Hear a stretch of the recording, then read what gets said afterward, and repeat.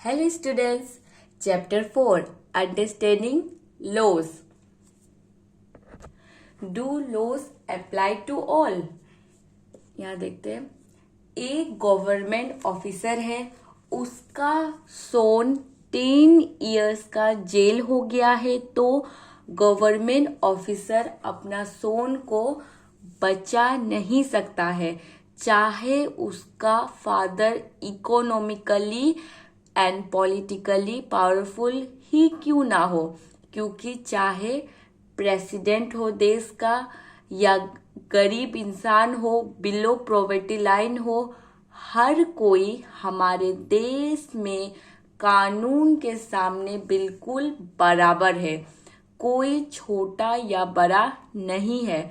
Violence of law, हम लोगों ने देखा वो अपने बेटे को बचाने का कोशिश कर रहे हैं, तो ये तो कानून को तोड़ा जा रहा है।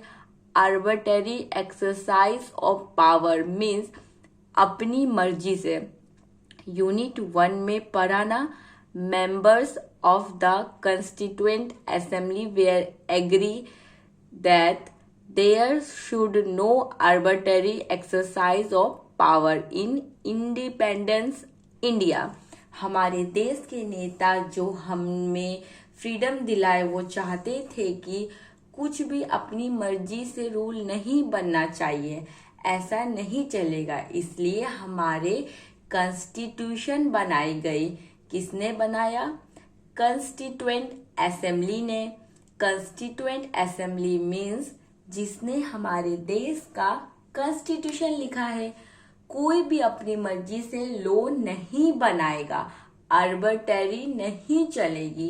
The most important of this was that all function in independence, all person in independence India are equal before the law. किसी भी बेसिस पे लाइक रिलीजन, कास्ट और जेंडर, हमारे देश में डिस्क्रिमिनेशन नहीं किया जा सकता है।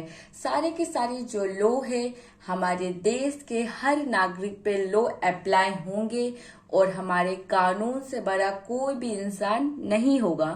गवर्नमेंट का ऑफिसर नहीं, रिच आदमी नहीं होगा, हर कोई इंसान कानून को उसके लिए एक स्पेसिफिक पनिशमेंट दी गई है, बता रखा है पहले से, और हर किसी को बराबर पनिशमेंट मिलेगी। पर क्या हमेशा ऐसा होता है? पुराने जमाने में एंशियंट इंडिया में हमें काफी सारे एग्जाम्पल मिल जाएंगे कि जो लोकल लॉज होते थे वो डिस्क्रिमिनेशन करते थे। एग्जाम्पल, अपर कास्ट के लोग ने किसी का मर्डर कर दिया, उसके लिए पनिशमेंट कम होगा, और अगर लोअर कास्ट ने किसी के घर से पानी भी पी लिया विदाउट परमिशन, तो उसको सर हाथ कटवा दिया जाता था। लोअर कास्ट के बैकग्राउंड के लिए लोअर कास्ट के साथ डिस्क्रिमिनेशन किया जाता था। स्लोली स्लोली ये चीज बदलने लगी। जब अंग्रेज हमारे देश में आए तो लोगों को लगने लगा कि ये सब गलत है और ये सब नहीं होना चाहिए। पर कुछ लोग ऐसा मानते हैं कि अंग्रेज लाए हमारे देश में रूल ऑफ लॉ, इम्प्लीमेंट किया। रूल ऑफ लॉ मीन्स कानून के सामने हर कोई इक्वल होगा। पर हिस्टोरियंस इस बात को नहीं मानते हैं कि अंग्रेज ने रूल ऑफ लॉ इम्प्लीमेंट करा। सेकेंड रीजन है क्योंकि पहले कॉलोनियल रूल वाज आर्बिट्ररी, कुछ भी कानून बना देते हैं। दूसरा रीजन है अंग्रेजों ने कानून अपनी मर्जी से नहीं बनाया, बल्कि हमारे देश के लोगों ने उनपे दबाव, फोर्स डाला। जो कानून बनाए गए वो हमारे देश के लोगों के काफी आंदोलन के बाद बनाए गए। एक एग्जाम्पल अंग्रेज देते हैं सिटीजन एक्ट ऑफ 1870। मतलब आप अगर सरकार के खिलाफ थोड़ा सा भी बोल दिए तो आपको सजा दी जा सकती है या आपको जेल में भी डाला जा सकता है बिना आपकी बात सुने। ये था सिटीजन एक्ट ऑफ 1870। ये कितना आर्बिट्रेरी था, ये रूल ऑफ लॉ तो नहीं हो सकता है। ठीक। इंडियन नेशनलिस्ट, इंडिया के लोग ने रिवोल्ट करना शुरू कर दिया कि ये तो अपनी मर्जी से आप कुछ भी कर रहे हैं, ये गलत है। इक्वलिटी के लिए भी इंडियन नेशनलिस्ट लड़ाई करने लगे। ये कहने लगे कि आप लोगों ने जो लॉ बना दिया है हम उसको सिर्फ क्यों फॉलो करें, हम वो कानून फॉलो करेंगे जिसमें जस्टिस हो, अंग्रेज और इंडियन के लिए लॉ इक्वल हो, ऐसे ही कानून को हम मानेंगे। By the end of 19th century Indian legal professions and काफी सारे जाने लगे कि जो कॉलोनियल कोर्स है ना उसमें भी इंडिया के जज आने लगे, उसमें इंडिया का रिप्रेजेंटेशन होना चाहिए। काफी सारे हमारे देश के लोग अब लॉयर्स बन गए हैं और इंडिया के राइट के लिए वो आवाज उठाने शुरू कर दी है। इसलिए काफी सारे इंडियंस ने काफी इम्पोर्टेंट रोल प्ले किया।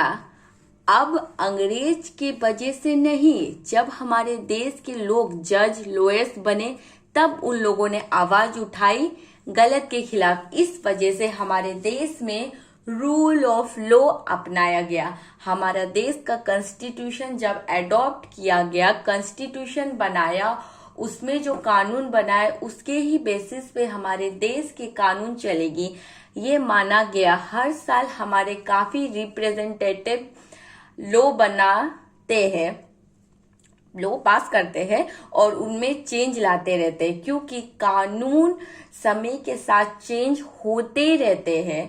क्योंकि देखो 1947 में फ्रीडम मिली हम लोगों को, तब इंटरनेट के बारे में कोई नहीं जानता था, इसलिए इंटरनेट के बारे में उसमें कोई लॉ हो ही नहीं सकता है। इसलिए समय के साथ कानून में बदलाव की जरूरत होती है। Example Hindu succession amendment act of 2005। इस एक्ट के अकॉर्डिंग पहले सिर्फ बेटे को प्रॉपर्टी में हक होता था, पर सक्सेशन एक्ट ऑफ 2005 के हिसाब से प्रॉपर्टी में न्यू लॉ एनेक्ट किए गए। ठीक है, अब सबका हिस्सा होगा, बेटियों, बेटों, मदर, सबका बराबर हिस्सा होगा और पॉल्यूशन नहीं होना चाहिए, इस तरह के लॉ भी बनाए गए। अब ये जो न्यू लॉज बनाए क्यों इम्पोर्टेंट है इसके बारे में आगे पढ़ेंगे। रॉयल एक्ट लाया गया था 1990 में। गांधी जी ने भी कहा था कि यह नहीं आना चाहिए, निंदा करी इस एक्ट के हिसाब से किसी भी पर्सन को जेल में डाल देते थे 2 साल के लिए, मीन्स केस नहीं चलेगी उसके ऊपर, बस गवर्नमेंट ने उठाया और जेल में डाल दिया। बहुत सारे लोग एग्री नहीं थे, अगेंस्ट थे इस लॉ के, फिर भी लॉ को पास करा दिया गया। 10 मार्च 1990 में डॉक्टर सत्यपाल और डॉक्टर सैफुद्दीन के इस एक्ट के खिलाफ पब्लिक मीटिंग कर रहे थे। ये एक्ट गलत है, हटाना चाहिए। अब 13 अप्रैल एट जलियांवाला बाग अमृतसर में जनरल डायल पहुंचे, एक ही गेट था उसको बंद कर दिया। लगभग 1000 लोग थे वहां पर उसे जलियांवाला बाग में, और उस जलियांवाला बाग में और लोगों के ऊपर बंदूकें चला दी गई, सारे के सारे लोग मर गए। ओके, नेक्स्ट में पढ़ेंगे how do new laws come about. How do new laws come about. Okay, thank you so much.